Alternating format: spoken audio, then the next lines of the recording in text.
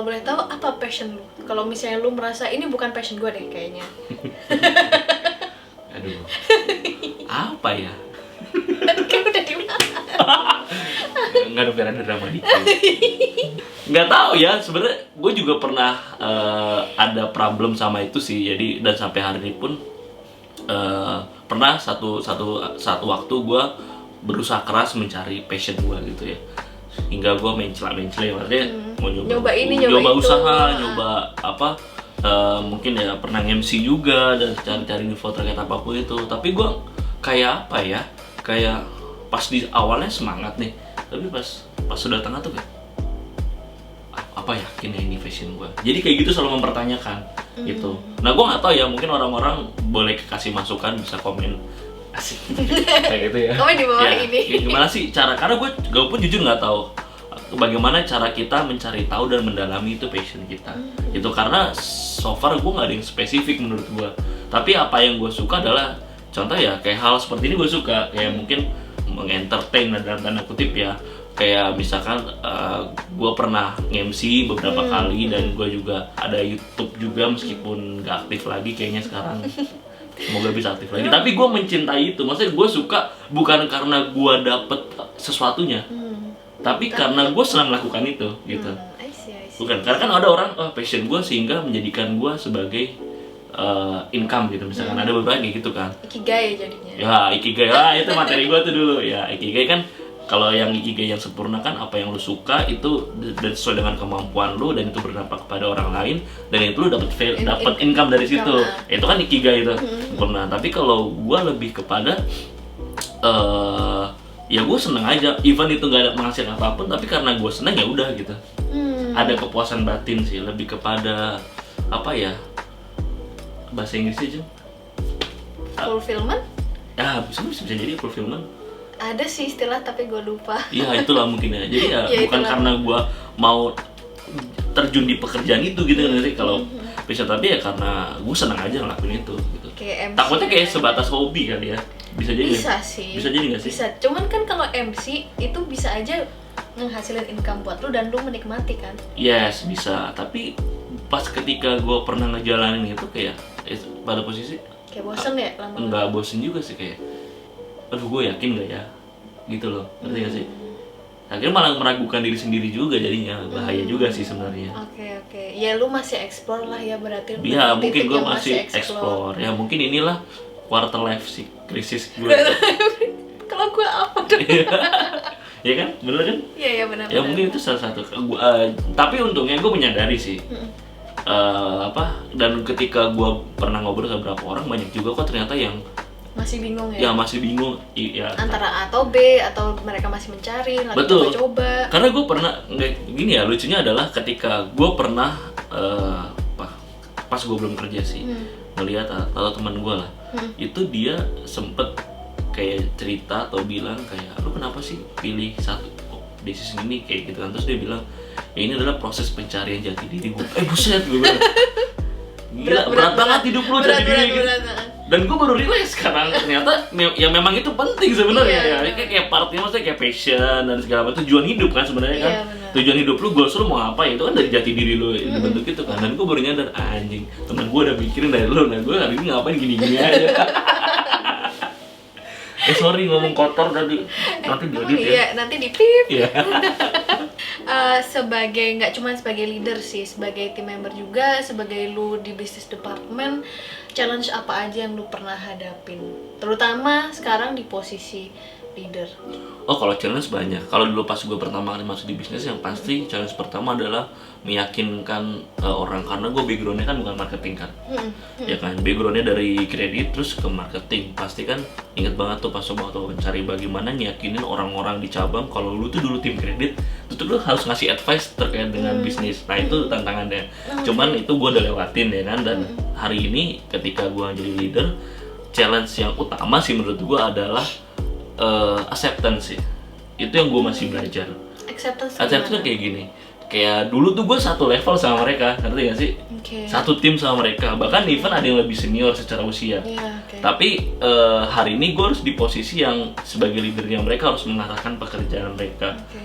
dan itu nggak apa buat gua nggak gampang juga. Mungkin ada apa kayak acceptance, ada takutnya masih, tapi ini bisa jadi prasangka gua doang ya. Bisa jadi. Tapi karena gua merasa juga apa namanya, merasa kayaknya acceptance itu sangat penting. Takutnya ketika gua mencoba mengarahkan tapi merekanya tidak menganggap itu satu hal yang serius, berarti kan jadi itu takutnya malah jadi nggak sesuai. Itu sih kayak acceptance tuh menurut gua penting sih, dan itu yang challenge yang lagi gua hadapin saat Berarti ini. challenge lu sebagai kayak junior leader ya?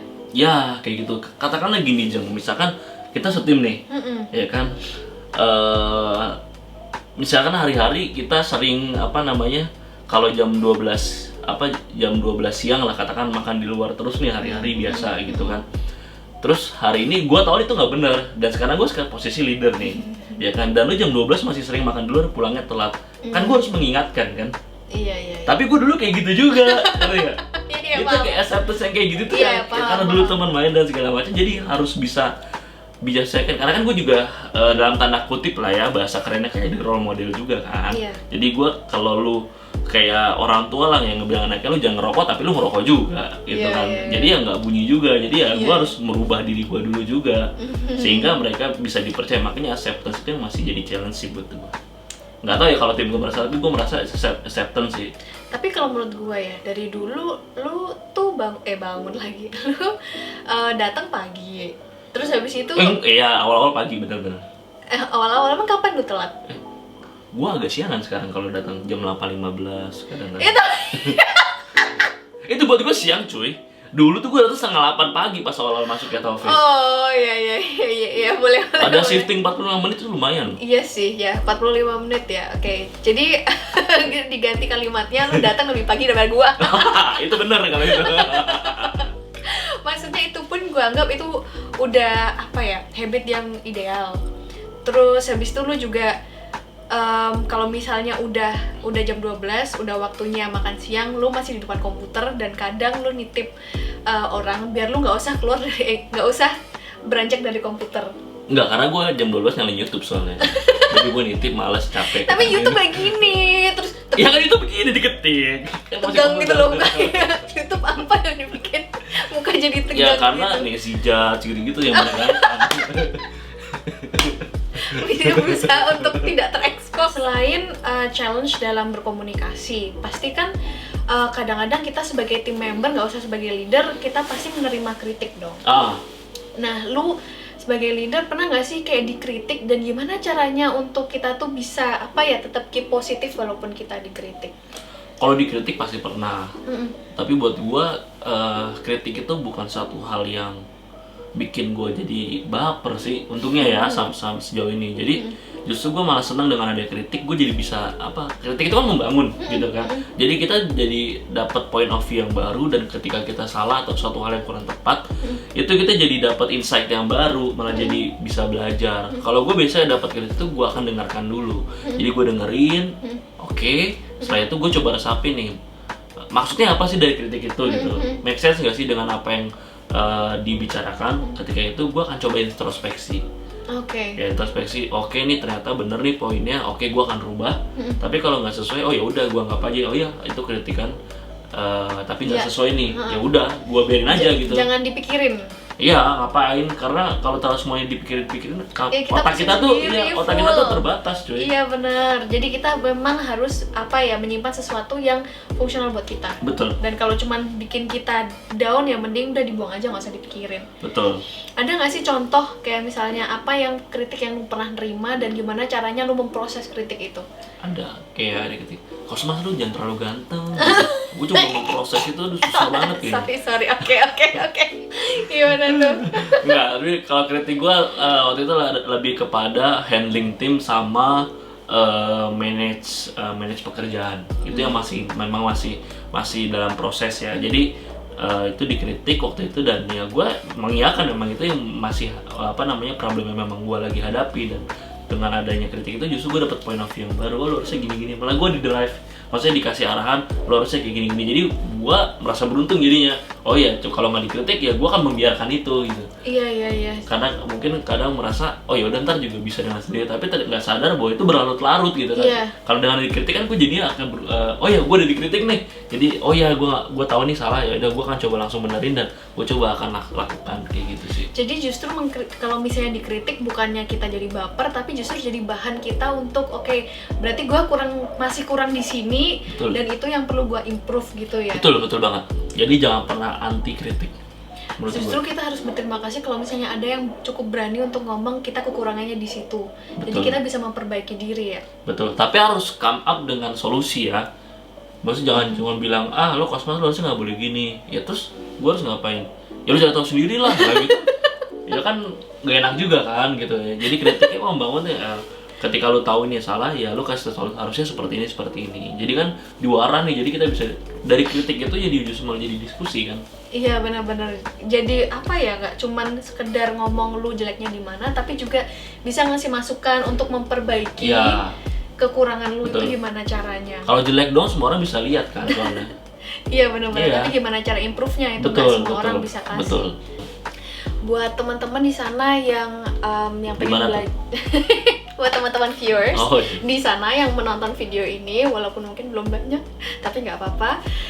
Kalau misalnya mau mempelajari gimana sih caranya kita bisa dapat communication skills yang baik, itu menurut lu gimana sih cara belajarnya?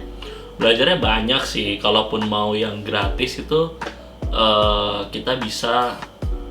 Kalau gue pribadi kemarin belajar waktu zaman kuliah sih sebenarnya, karena dari proses ikut organisasi dan segala macam, jadi semau tidak mau jadi terasa dengan sendirinya. Tapi buat teman-teman di sana yang gue udah nggak kuliah nih dan segala macam, banyak kok sebenarnya caranya. Kalau mau self learning itu bisa di YouTube atau baca buku, tapi kalau mau yang berbayar juga ada sih. Ada itu workshopnya gitu public speaking ya, dan banyak sih macam. Soalnya iklan-iklan yang muncul di Instagram kan ya, juga betul, seminar, betul. Webinar. Sebenarnya teman-teman bisa aja belajar dari situ. Dan yang free webinar juga sekarang udah mulai banyak kan. Iya sih, benar-benar. Dan itu juga bisa jadi secara knowledge ya teman-teman, kayak gue mau ngomong menyusun apanya segala macam, itu bisa dari situ juga sih. Banyak cara lah sebenarnya. Dan tapi memang hari ini yang berbayar ya juga banyak. Gitu. Tapi kalau yang mau gratis ya itu ya ada harga yang dibayarkan lah gitu. Tapi kalau mau gratis juga bisa kok, kontak gua. Oke, nanti gua nomornya Cosmas ada di bawah ya. Nggak, cukup Instagram aja siapa yang mau neror Cosmas, dia @cosmas.putra pokoknya. Oke, nanti gue taruh di bawah. Oke. Tapi kalau misalnya kita pengen kalau misalnya kita nggak mampu bayar, tapi kalau cuma seminar yang gratis doang, kita kayaknya tuh nggak cukup deh. Lu ada saran lain nggak gimana caranya kita bisa meningkatkan communication skill? Mulai banyak terlibat aktif sih menurut gua. Kalau misalnya di pekerjaan ada kesempatan buat presentasi, lu ambil aja, jangan pernah nunda-nunda itu. Karena even lu gagal, lu akan learn sesuatu. Jadi lu akan terbiasa present, atau misalnya kesempatan, kadang kan orang ya dulu presentasi, lu ambil kesempatan itu aja. Karena di situ lu belajar untuk berbicara jadinya. Jadi dan kalau misalkan kalau di kantor misalkan ada kesempatan untuk training ya secara gratis, ambil aja. Pokoknya semua ada kesempatan itu lu ambil aja semua. Jangan pernah berpikir nanti gua nggak sempet, atau gua nanti deh. Justru karena nanti itu lu makin tertunda terus nanti jadinya.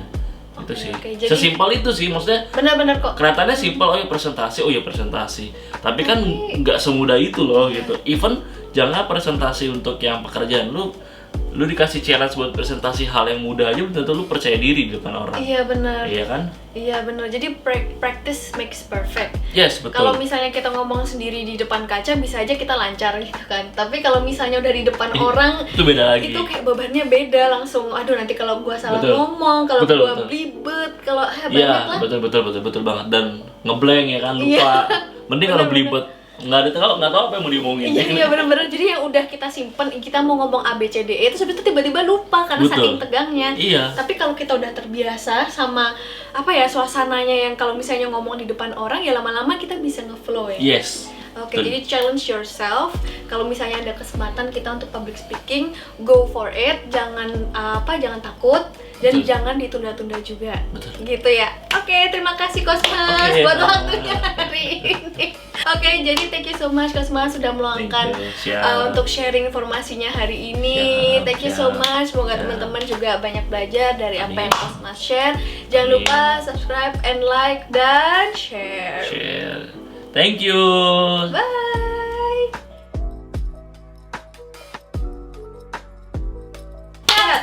Oke, kita langsung. Untuk pas gini pas ini, jadi kalau salah masuk. Enggak, gitu tetap gua masukin itu. Tenang.